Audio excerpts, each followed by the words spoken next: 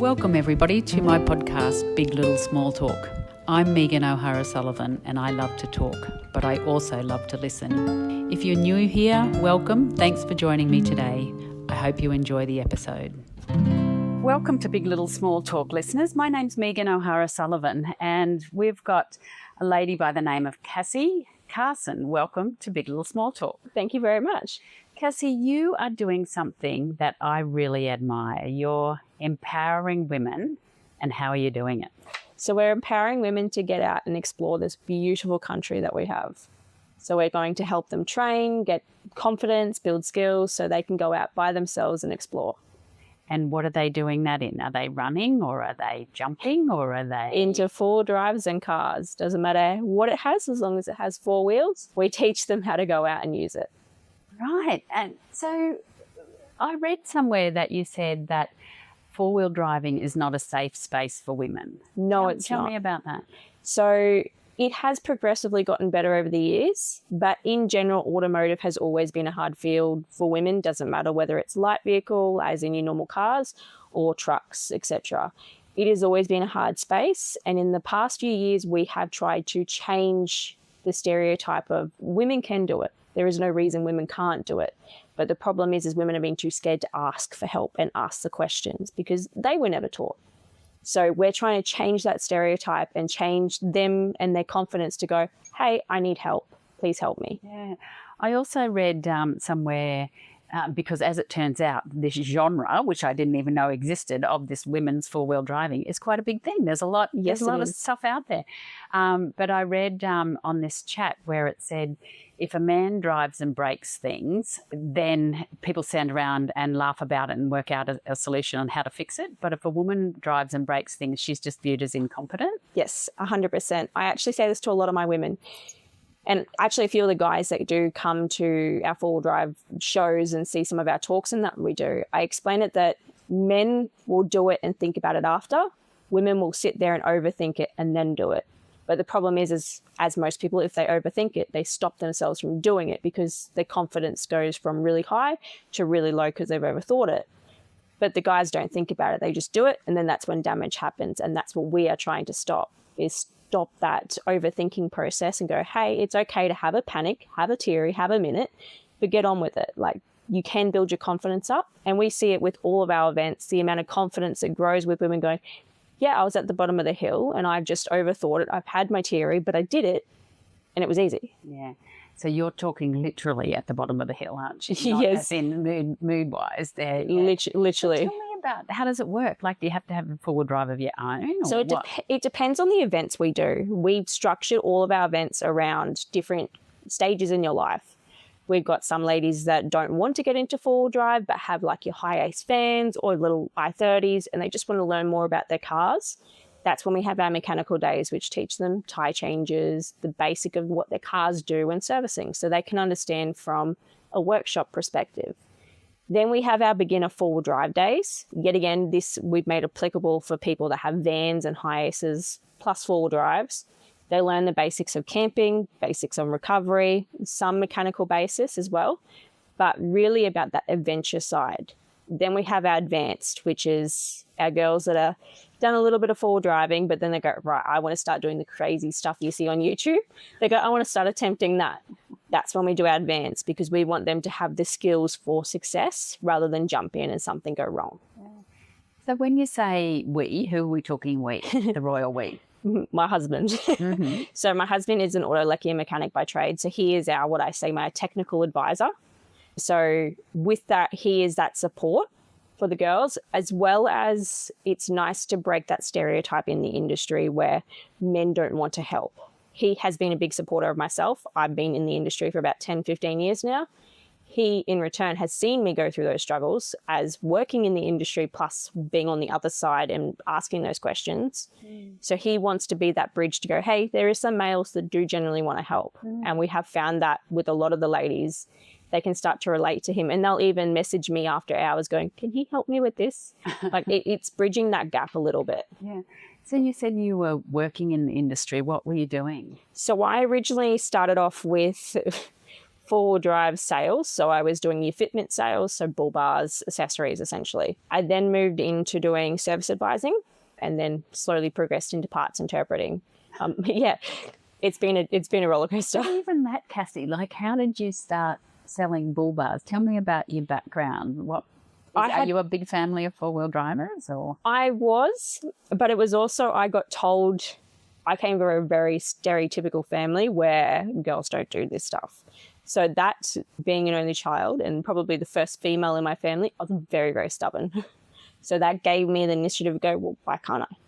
Why is there a reason that I can't do that?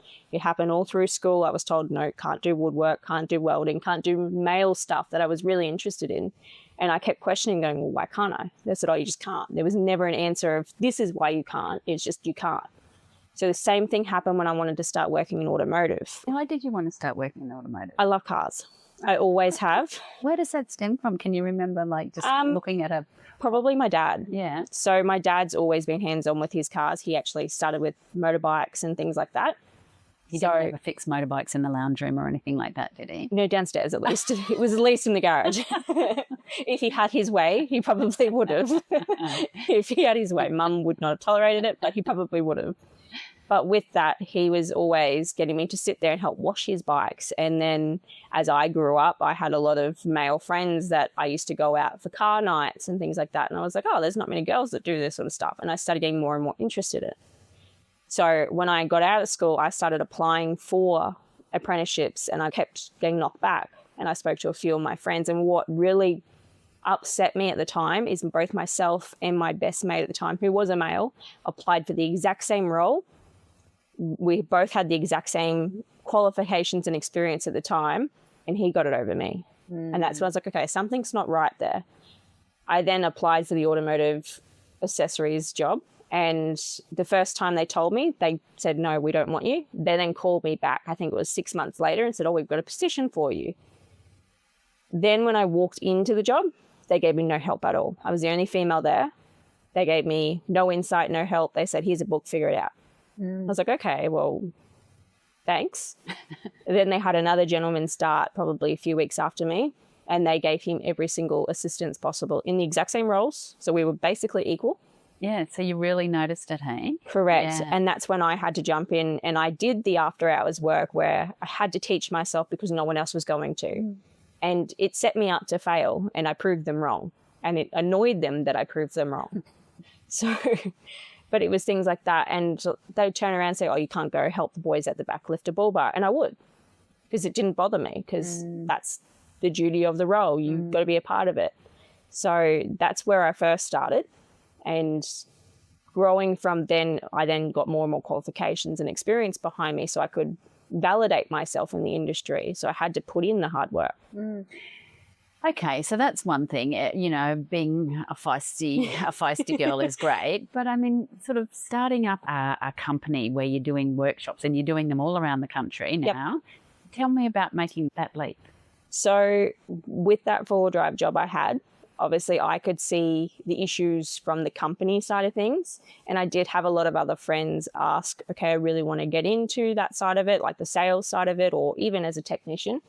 What do I do? And by that stage, I was getting 30, 40 girls a year asking me these questions. So I was like, okay, well, maybe I need to hold like something, whether it's online or something where I could communicate, okay, this is what you need to do, like a space for it. And then I had the opposite, the 4-wheel drive group I was actually involved. We had a bunch of girls going, I don't know what to do. Like, I don't even know how to put my car into 4-wheel drive. These are things that they struggled with because no one explained it. Even from a dealership perspective, no one explained any of it.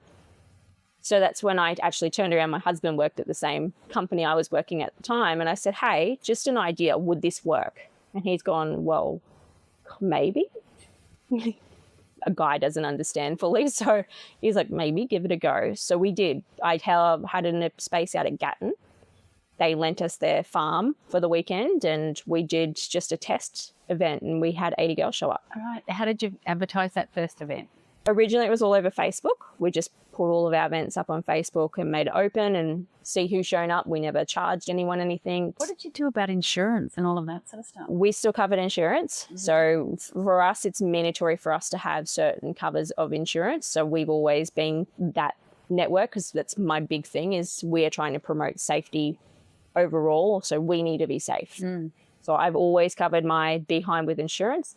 It's not easy. And it is getting harder and harder within the four-wheel drive space and probably automotive space in general. They are starting to crack down a little bit more on what insurance companies are allowing. So I myself speak to a few of the other four-wheel drive park owners and to ARMA, which is an Australian Recreational Motor Association. And they've given me hints along the way. Okay, go with these guys. These are good brokers. These guys will help you. So with their guidance, they have pushed me in the right direction over the years, which is wonderful because I did not know what I was doing when I first started out. So tell me about the first day with the ladies, with the 80 You seriously had 80 people? 80. Did you know that they were all going to turn up? No. Or? Yeah. So we had about 40 girls registered. It was also predicting the night beforehand it was going to be thunderstorms. And then when we rocked up there, there was no shade. It was about 40 degrees. Oh. So it went from one extreme to another. So I fully expected no one to show up at all. And I was sitting there, trying to register, collect people in to see who was there. And yet when I clicked over, my husband actually turned around to me and said, 80 ladies that are now signed in. I went, excuse me?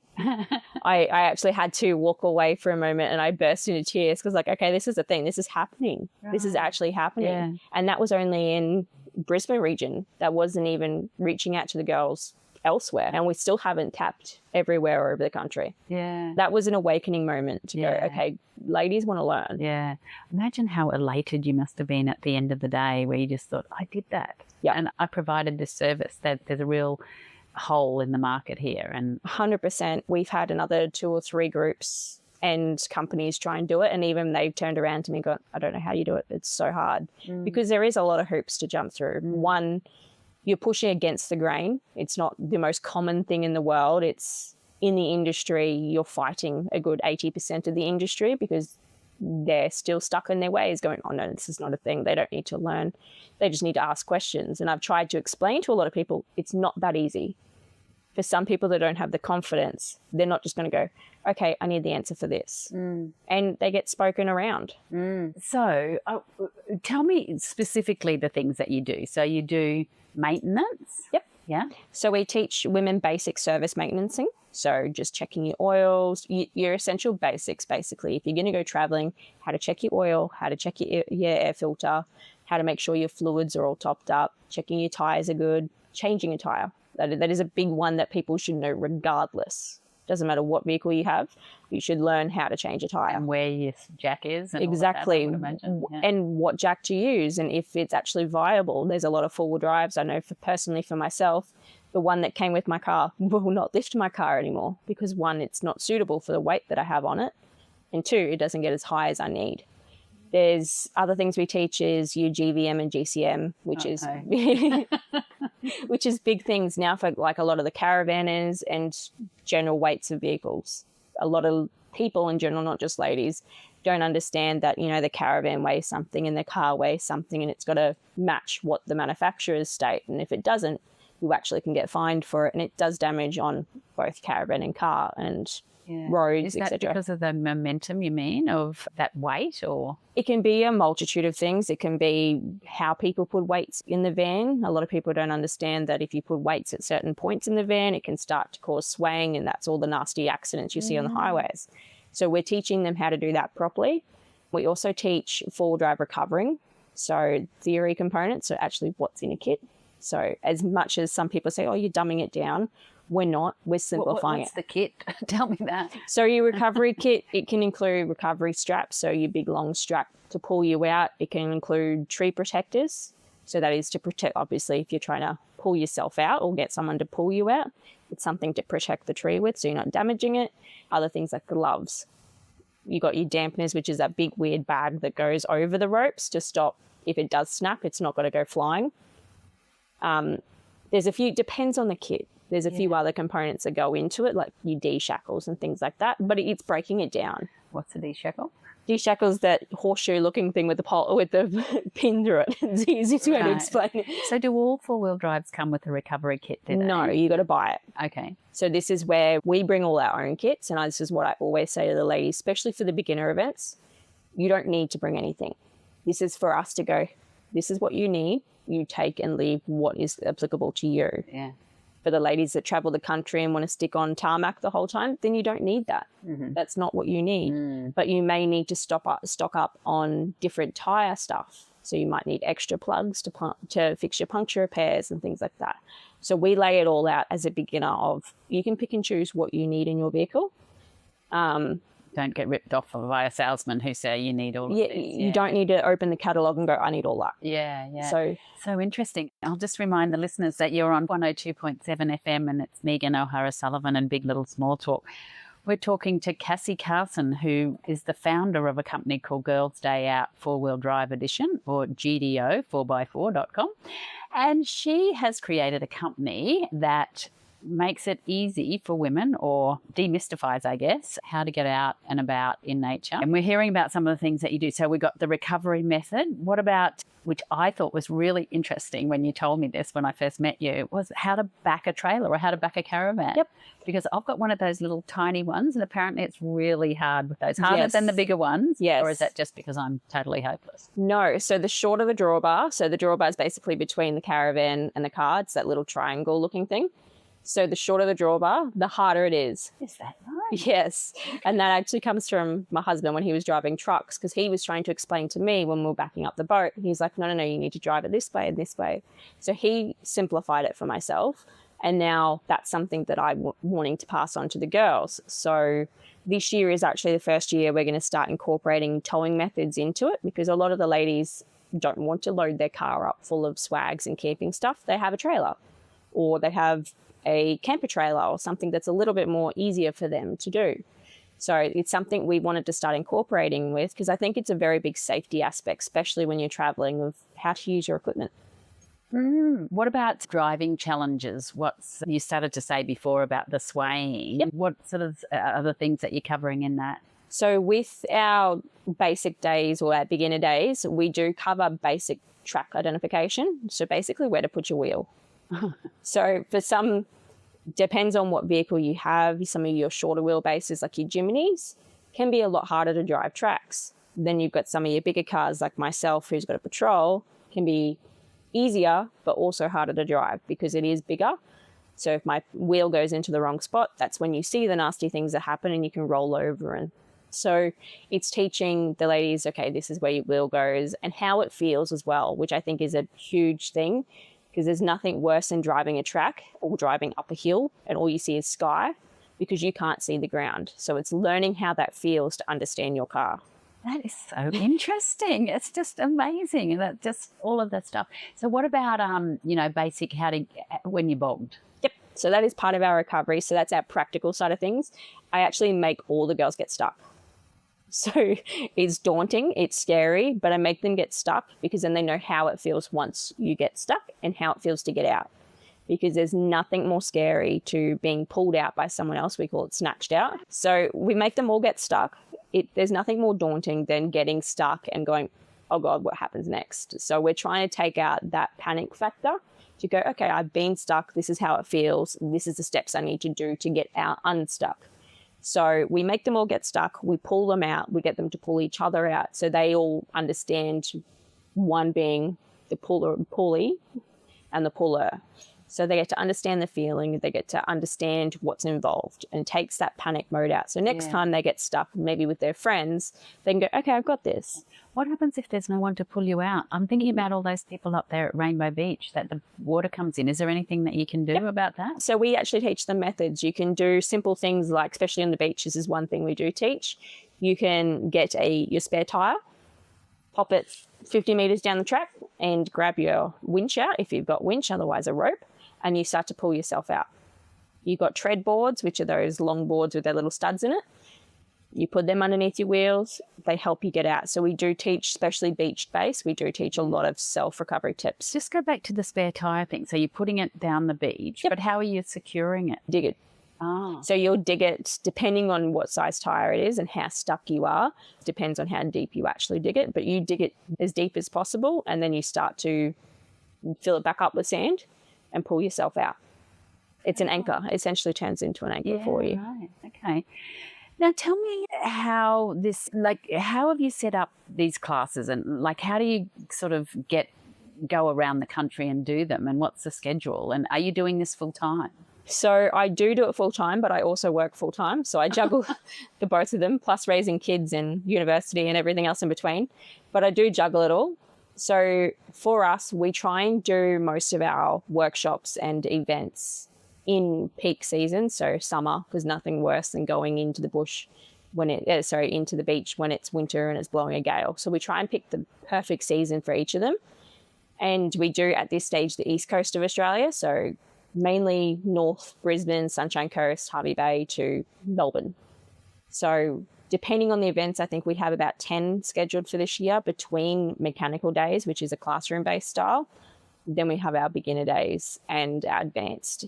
And for for Victoria, we have a different one. We call it Four-Wheel Drive Foundations, which is basically a big day and we do everything because they are a little bit different. They don't actually have registered four-wheel drive parks down there, which is something we are big on because it's safety and insurance all over again.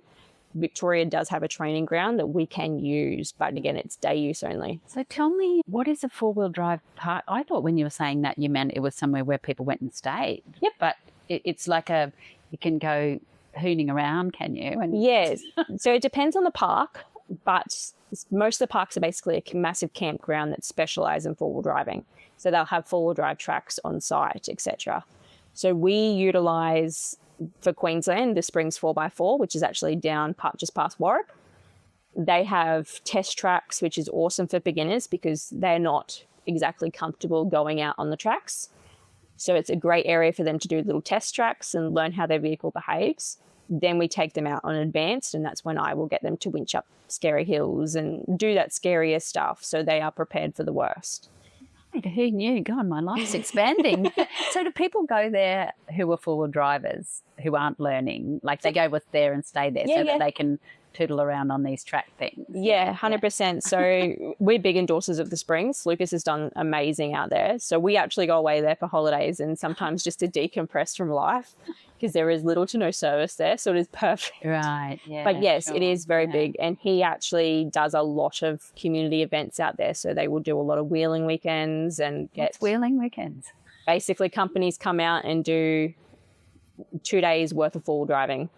Every track you could think of, they'll set up courses. Do they make them, do they? Like he does with structures, or are they digging out the ground, or how's it work? He does have some tracks that are, well, most of them are man-made, or he's made them, or the earth has made them man-made and he's just adjusted them slightly. So he has dug out some of the tracks a little bit. Some others he'll put in some pipes and some other structures to make it a bit more sturdier. But most of it is completely earth-driven, which is awesome to see. Right. Wow.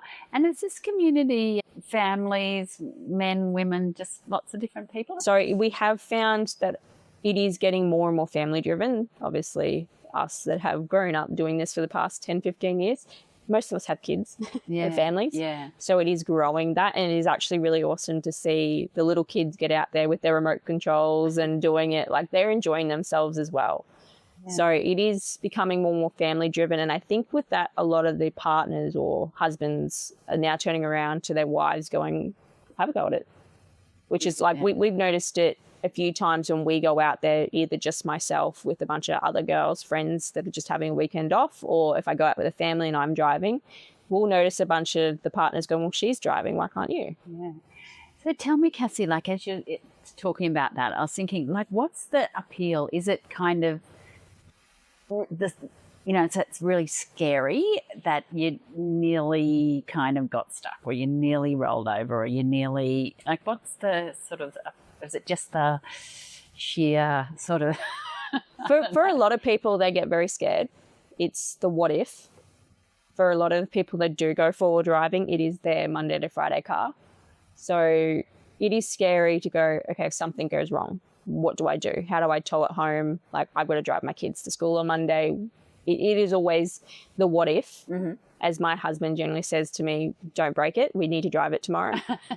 I've broken my car several times, but because I know how to fix it, it's a little bit easier. But for people out there that do drive these, they might be their husband and wife car that they both take to work or whatever the case may be, it can be very scary of, okay, well, if I do roll it, what do I do tomorrow? So there is that dauntingness. Yeah. As well as for people that don't have the experience or don't have the confidence, then they've got that extra pressure to go, I don't know what I'm doing.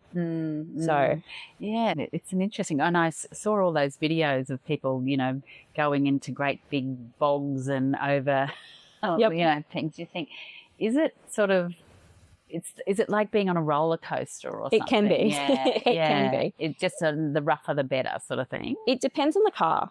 It depends on how you set it up. For myself, I have set my vehicle up to do that crazy stuff where you see cars basically go vertical up rock cliffs. My car's built for that. Some cars are built for what we call touring, which is you're going there for a purpose. You're going there to see something. That's more my other half's car. My car is what's called the play car. That is when I go find those big mud holes and I will go aim for them. Now that I'm working on my car more and more, I don't usually aim for them as much because it's more work for me to clean it afterwards. But depends on what your car is set up for. And that's what learning your boundary of both yourself and your car is the most important thing to learn. Interesting. I suppose the list is long, but what not to do in a four-wheel drive? Don't listen to peers. That is the one suggestion I can give to people. Take it easy. If you're not comfortable, don't do it.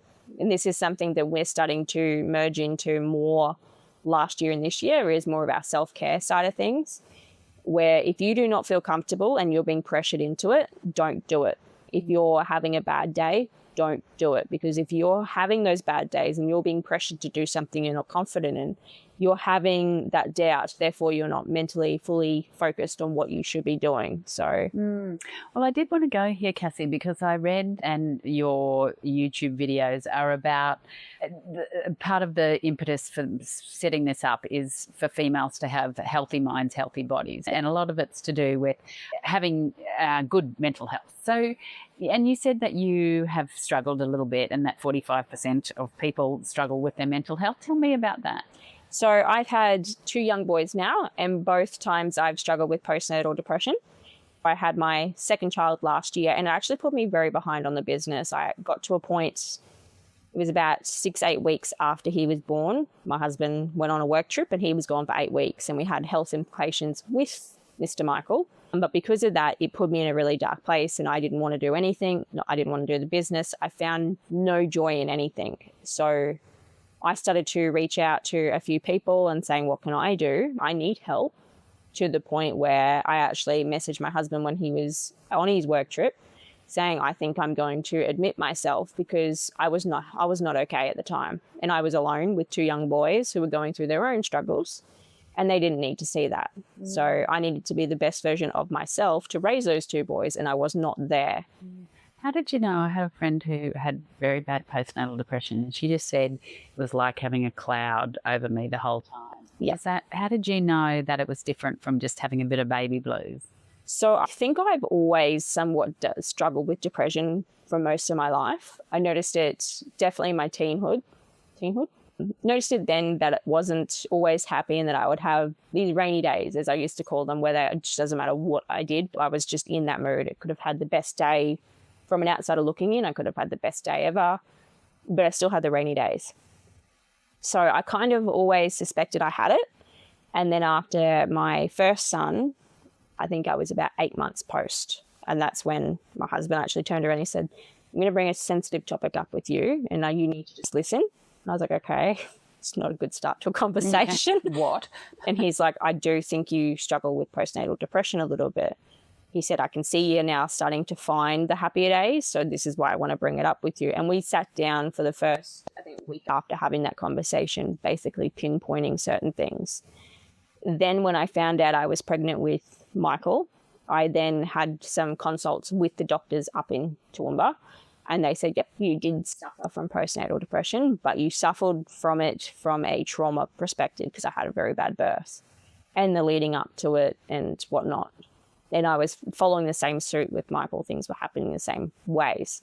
So they actually started giving me strategies and things. Did it work at the time? No. Oh. But I could see the signs of it. And that's when, even though he was over in WA, he was ringing me going, these are the signs, you need to work through it and you need to try and find the happy days. So it was slowly working through it. And then when he came back because he was gone for 8 weeks, yeah, that was great after a baby's been born. So he came back and actually said, right, I'm going to take the boys. You go do whatever you want. You need to focus on you and what you want to do. And that's when I turned around and kind of became that stubborn, independent woman I was prior to him, prior to the kids, and went, right, this business is going. I'm focusing in it. And it completely shifted my brain to where now I can see those bad days. And that's when I might go, I'm just going to disconnect for a day or two. Right. And what do you do, Cassie, when you disconnect? I completely turn my social media off. So for me, I may even put my phone on Do Not Disturb. For my close family and friends that I may talk to every day, I will let them know, hey, I'm just going to have a few days. Otherwise, I'll just turn my phone off. So interesting. I want to talk to you some more about that. Just reminding the listeners that you're on 102.7 FM. We're on Big Little Small Talk, and we're talking to Cassie Carson, who has started a company called Girls Day Out 4-Wheel Drive Edition, and she has started a safe space for women who want to know about 4-wheel driving and adventuring workshops. Everyone loves an adventure. So, Cassie, you're talking about the workshops, and the whole business is focusing now more on sort of mental health. And tell me about this thing called Cruise for the Blues. So we had a 4-wheel drive / automotive club, I guess you call it, because they do car days as well. They specialize in mental health themselves. So they actually reached out to us and said if we want to join them at Lakeside, which is the north side of Brisbane, to do their Cruise for the Blues, which is a day dedicated to mental health, supporting mental health and bringing awareness to it. And I'm all for it. I'm a big, big supporter of it. So we went there with the boys, and it was everything from going on track, on the racetrack, and getting the guys to do circuits. It was going to do 4-wheel drive drags. There was it was a range of things, but everyone there was laughing, giggling. No one I could see there was having a bad day. And you could see that there would have been possibly 200 people there. You could see everyone was banding together. It doesn't matter if they met each other before or hadn't, they were there supporting each other the entire day. And it's something awesome, and it's something I think everyone in Australia should be doing and being a part of, because you just come together as a community.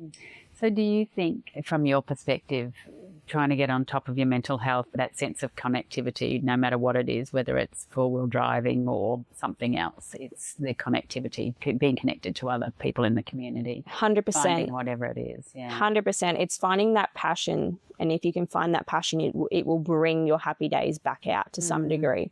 It doesn't matter what it is, but it's finding someone else that can be like-minded, that you can be open to and go, hey, I'm having a bad day. And they go, okay, cool, I'm going to listen. Or if you're not that type of person where you want to vent everything, they can just be with you. I know myself, I've got a few friends. My husband is a big supporter, and he will see when I'm having those bad days, and he'll just turn around and go, want to play Xbox tonight? Simple things like that, because he can see that I'm not okay. And he'll go, right, boys, we're going to go out for the day. Okay. Yeah. It's reading that. And I think that is also something that is very, very important, is if you don't have a spouse, then finding someone that you can have that person that'll just go, I'm just going to take your kids for the day, or you go do you for the day. I'm going to take care of your dog's house, whatever you're. Someone in your corner. I saw this beautiful video that you made, and you are prolific on the socials.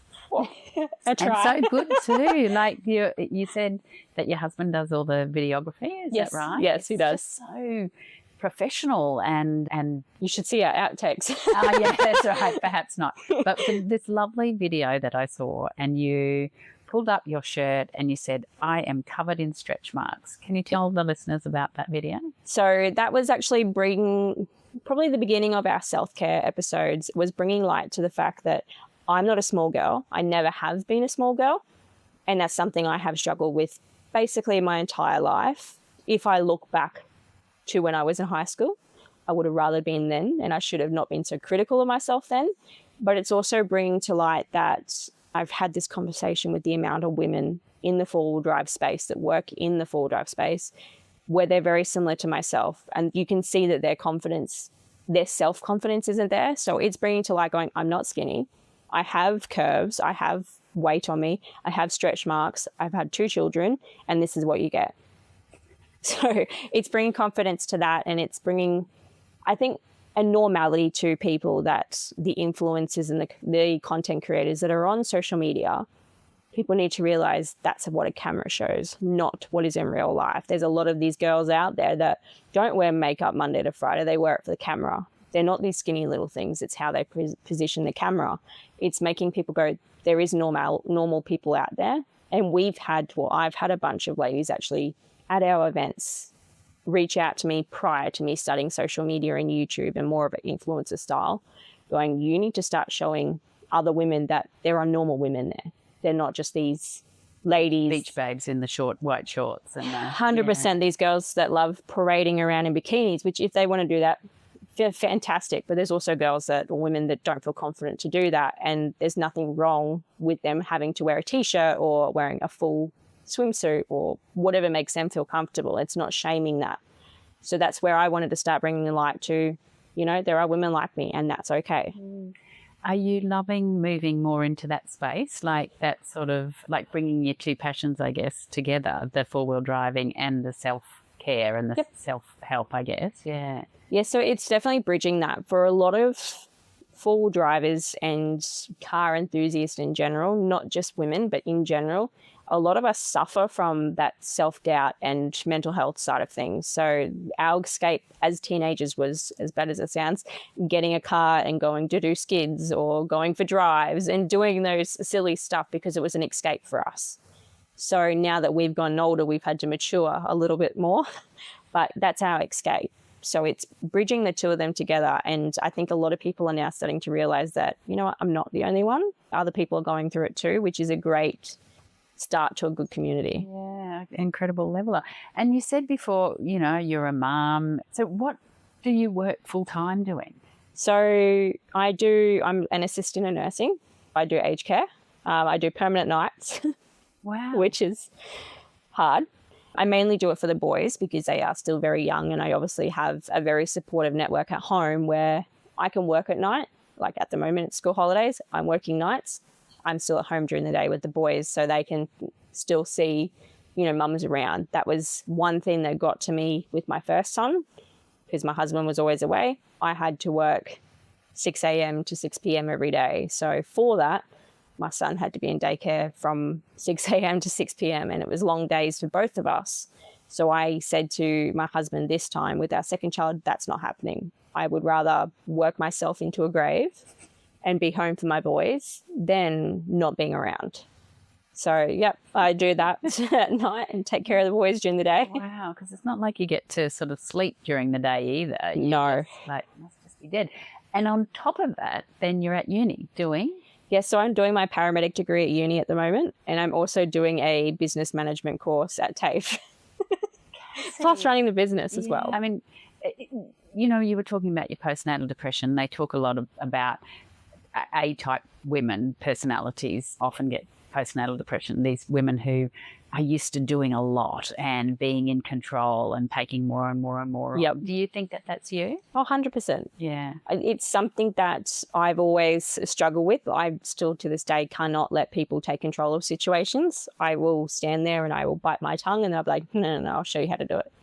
That is a big thing, and independence is a big thing for me. I've always been that independent person, which is, I think, one thing that has possibly led to my postnatal or depression in general a little bit more in my adult years, because some ladies that are very independent, you have kids, you kind of have that anchor. It's nothing against them. It's just you've gone from being the super independent person that does everything with no one around you to then having small children to take care of. So... And funnily enough, you can't control those kids the way you can control your job and your life. But you can't. Yeah. And they're their own people and they make their own decisions, and I've got to try and let my boys guide their own direction without taking control and be like, no, this is how you're going to do it. Just tell me quickly about all the merch that you've got. Like, you just really have got the hats and what's all the stuff that you've got? We've gone to town this year. So when we first started doing our merchandise and our T-shirts, we just started with little catchphrases. And one of my best sellers actually was empowering women empower women. So say it again. Empowering women. Empowering women empowers women. Nice. So if we support each other, you'll see that confidence grow. And I've actually used that sort of technique in one of my talks I've done, where I call it a tree. Essentially, when you first start out, you're that confident woman, you've got that empowerment, you grow as a tree, and then to grow your branches out, you teach others and you start empowering others, and then they flourish and so on and so forth. So that's where we started with one. And every single four-wheel drive show we went to, we sold out. So I was like, okay, this is a thing. So I started bringing out a few more, and they started selling out more and more. I was like, okay, well, we're going to continue with the theme. And I think we have 8 or 9 different T-shirts. All based on this tree. All based on the empowerment side of things. And I think we do have one that's a mental health one, where I first got the design back. I looked at it and I actually cried. It was that empowering, I guess. So actually on the back of it says, you got this, and don't doubt yourself. You need to grow your confidence. So it's kind of when someone's seeing it, they're going, oh, wow. So we've got them. We've got the hats to match. We've got everything to match because I'm OCD. So.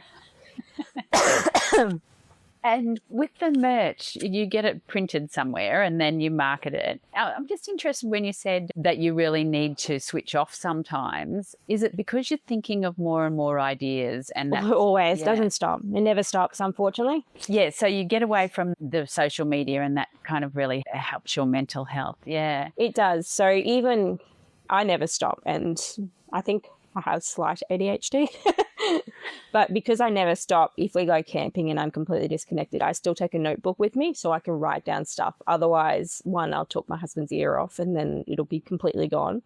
Or two, I get back home and I have to panic to get all this information down. So I usually take a notebook with me, and I would sit down around the fire and just write notes of, hey, I've got this idea and got this idea. And I just grow from it. My poor notebook is so crazy. It's got notes everywhere. Oh, don't get rid of that notebook, because my prediction is you're going to become sort of this TED Talk doing guru, or four-wheel driving, and, you know, grow this business. And we'll be just happy that we got you kind of when you're on the first step of the ladder. Cassie, can I ask you, what would you say that you've struggled with your confidence and things? What would be your favourite quality about yourself? Probably my outgoingness. I've never been shy to attempt something. And I think that's obviously been a very big plus to the business as well, to show other women that you can do it. So I definitely think my outgoingness and my willing to give it a go. And some call it stubborn. I call it outgoing. Because it is the fact that I've had it my entire life of, oh, no, you can't do that. And I go, okay, hold my beer, watch. That's the mentality I've always had. And to this day, if we walk into a scenario or shop, whatever the case may be, and my husband's standing next to me and someone goes, oh, you can't do that. And he usually goes, he's always the same comment is, oh, God, you shouldn't have said that. You shouldn't have said that. Yep. Well, my next question I was going to ask you about, when do you feel unstoppable? But, I mean, is that the answer to that all the time? Not necessarily. I think my most unstoppable moment is when I've done my talks, or when I've just existed and I've had other girls, women, turn around and go, you're my biggest influence, like, you're doing amazing things. I think that is probably the most empowering point, where I'm seeing that message crossing and I'm seeing other women's confidence grow and go, okay, I am doing something. Yeah, good for you, girl. That's great. I love it. What about the 3 words that you'd use to describe yourself? Hang on, I've got my pen here. I'm going to write them down. Outgoing. Crazy. Stubborn. Stubborn. Okay. Good and bad qualities. Yes. All right. What about your favourite childhood memory? Are we talking holding the bucket for your father to put the little nuts into, or I think it would be just family time together. That was probably my biggest. I grew up in a very male-dominant family, and I think that's obviously helped me now. But I definitely think one of my most favourite childhood memories is us together as a family, because we did have a very small family. It was myself, mum and dad. But then I was very close with all my cousins, and we were basically a giant family. Every time we were on school holidays, we'd be together. It was that sort of community that we had. And obviously now that we've all gotten older, we've all living our own lives and we don't talk to each other as much, plus family members have passed and we don't have that anymore. So I definitely think that is something that people take for granted very much so. And you're trying to create that for yourself. And it's a personal question, you don't have to answer it, about whether you'll go on to have any more children? No, I'm done. Thank you. Okay. No, I've got my 2 boys. I would have loved a girl. I don't think my husband would have loved a mini female version of me. But I've got 2 amazing boys, as I call them, my little apprentices. Yeah. They are very, very within the business. They like being a part of it. They've even helped us with some of our workshops. Michael can't talk yet, but Luke will be a part of our tire workshop, and he'll show the girls how to do a puncture repair.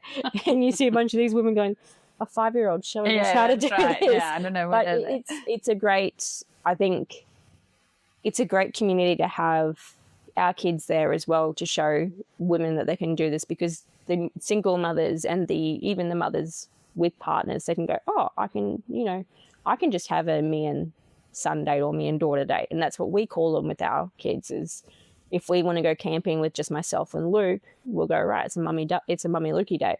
So it's definitely changed, but I don't think I could have any more kids. Do you think, how old are you, Cassie, if you don't mind me asking? I'm 30. Oh, what are you going to do in the next 30 years, girl? Well, what I was going to ask you is what's a life regret so far? But I don't know, with all of that under your belt, could you have a life regret? I do. I wish I travelled more. So I had Luke, our first kid, when I was 24. I think I could have travelled more. I did a little bit of travelling, but I didn't do as much as I want to now. And I definitely think that is probably my biggest regret. And even Luke will turn around to me now. He goes, I'm not having any kids, so I'm going to go travel. I'm like, please do. Yeah. I say that to him quite often. Go do what you want to do. And we've even had some 17, 18-year-old girls that have come through our workshops and gone, well, I don't know what to do with my life. And I said, enjoy that moment. You're that young that you can do whatever you want. So enjoy that moment. So I definitely wish that I travelled more and explored more. But that's all up ahead of you. Oh, definitely. I actually was looking at flights to a festival over in Belgium. My husband's going, are we really going to go to Belgium? I said, no, because we have kids and that's not possible right now. But it's something to dream. Yes, definitely. About. Can I ask you what your favourite celebrity scandal is? I have this question, but often I don't always interview people who might be young enough to care about celebrities and scandals. So I thought it was a good one for you. I think my favourite one, and this is very millennial of me, it's a reality TV show, so Vanderpump Rules. So it's actually Tom and Ariana's. It's looking blank. Okay, keep going, yeah. Don't know why I follow that TV show. I don't know why I follow reality TV shows in general, but why do we watch Married at First Sight? Who knows? Yeah, it's escapism. Yeah, exactly. Yeah. It's, I wish I could do that. But yes, it was their scandal, which he cheated on her with her best friend for 6 months. I think it created a bit of normality to some people that were watching going, well, that was me. I've been in that situation. Right. Okay, who were they called again, those people? Tom and Ariana. Okay, maybe one day I'll come across them. Yes. Do you have any interest in the royals? I do. Yes. Oh. Yes, unfortunately for my husband, I've watched everything. Who's your favourite royal? Unpopular opinion, Meghan. Oh, hallelujah. I've never heard anyone say Meghan. I will be waiting. Tell me. I actually think that there is a lot of things that they hide from the media and the press that possibly have happened in the royals. And the fact that she's come in, that she is that black sheep, she's gone, well, I don't care what people think of me. This is what it is. And I think she is, and this yet again is probably a very unpopular opinion, she is very much Princess Diana back when Princess Diana was around. She is very much, I will do what I want to do. She's very headstrong, which Princess Diana was very much headstrong. So I definitely think she mirrors that personality slightly, which scares them a little bit, I think. Love it. Absolutely love it. It sounds like we might be describing one Cassie Carson as well. What about the song that can't keep you off the dance floor? Yet again, very, very millennial. I listen to a lot of electronic music. So for me, I was actually listening to it on the way here. It's a DJ artist who has passed a few years ago, but his name's Avicii. And he has several songs, and they're just kind of like a hype song. They make you feel good no matter what it is. So any of his songs will get me onto a dance floor. Either that or, thanks Mum for this, Gangster in Paradise or Gangster Paradise. I'm a very alternative family. Thanks, Mum. But that is actually her funeral song. Oh. And if you listen to it, it is the complete opposite to what you would have as a funeral song. Okay. But because of that, it is actually quite a wholesome song. And between the two of us, we will quite happily sing it out loud in the middle of a street. We don't care. Brilliant. So much better than I Did It My Way, the Frank Sinatra song. And I'm glad that you've had that conversation, because we do have that conversation. I want you to play this at my funeral. I want you, 100%. I think it's one of the most important conversations to have of this is what I want for my funeral. And my mum has always said to me, I don't care what you do with me, just play that song. Well, we've had a wide-ranging conversation. We have. It's been a wonderful, and for such a young person, you're such a wise soul. So I can only imagine that'd be much, much more adventures, and I hope for you travel, but also business success and personal success in your life. I hope so. It definitely is striving. This year is our biggest year. And as I've said to my husband going into New Year, I said that this year I'm very much in that boss mode where I'm not taking prisoners. I'm doing what needs to happen and starting to make a change. And even in this past week, we've had a bunch of companies and that reach out going, we want you to start training our companies and start doing this, which is great personal growth within myself as well. So it's definitely doing a massive circle in the industry, and I can't wait for this year. It's going to be an awesome year. That's wonderful. Well, we've been speaking with Cassie Carson, who started Girls Day Out 4-Wheel Drive Edition, and she's been a wonderful guest. So thank you for being our guest today on Big Little Small Talk. That's okay. Thank you for having me. That's it for this week. Thanks for joining me on Big Little Small Talk. I hope you can make the time to join me next week. If you've enjoyed this episode, please subscribe on your favourite podcast app.